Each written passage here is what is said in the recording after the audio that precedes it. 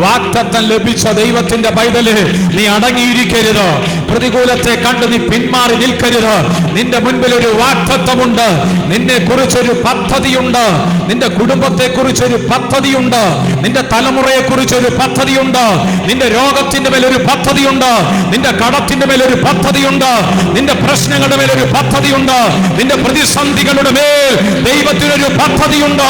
അത് നീ അറിയുക. അതിന്റെ വിടുതൽ പ്രാപിക്കുവാൻ ഒരുങ്ങുക.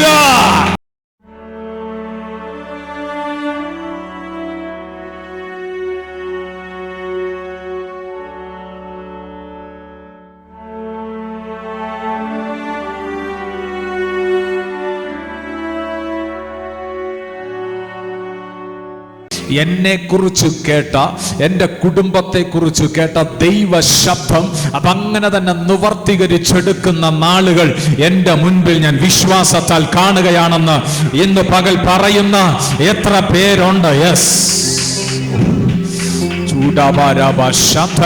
ഇന്ന് പകൽ യേശുവിനൊന്ന് മഹത്വം കൊടുത്ത് നന്ദിയോടെ ഒന്ന് ദൈവത്തിന് സ്തോത്രം ചെയ്ത് ആ കരങ്ങൾ അടിക്കുവാൻ കഴിയാത്ത വിധമുള്ള കെട്ട് പൊട്ടട്ടെ.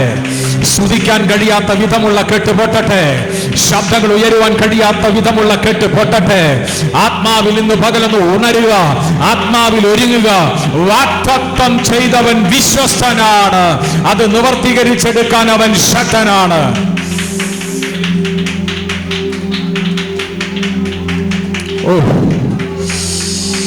വാഗ്ദത്തം ചെയ്തവൻ വിശ്വസ്തനാണ്. അത് നിവർത്തീകരിച്ചെടുക്കാൻ അവൻ ശക്തനാണ്. വാഗ്ദത്തം ലഭിച്ച ദൈവത്തിന്റെ പൈതല്, നീ അടങ്ങിയിരിക്കരുത്. പ്രതികൂലത്തെ കണ്ട് നീ പിന്മാറി നിൽക്കരുത്. നിന്റെ മുൻപിൽ ഒരു വാഗ്ദത്തമുണ്ട്. നിന്നെ കുറിച്ചൊരു പദ്ധതിയുണ്ട്. നിന്റെ കുടുംബത്തെ കുറിച്ചൊരു പദ്ധതിയുണ്ട്. നിന്റെ തലമുറയെ കുറിച്ചൊരു പദ്ധതിയുണ്ട്. നിന്റെ രോഗത്തിന്റെ മേലൊരു പദ്ധതിയുണ്ട്. നിന്റെ കടത്തിന്റെ മേലൊരു പദ്ധതിയുണ്ട്. നിന്റെ പ്രശ്നങ്ങളുടെ മേലൊരു പദ്ധതിയുണ്ട്. നിന്റെ പ്രതിസന്ധികളുടെ മേൽ ദൈവത്തിനൊരു പദ്ധതിയുണ്ട്. അത് നീ അറിയുക. അതിന്റെ വിടുതൽ പ്രാപിക്കുവാൻ ഒരുങ്ങുക.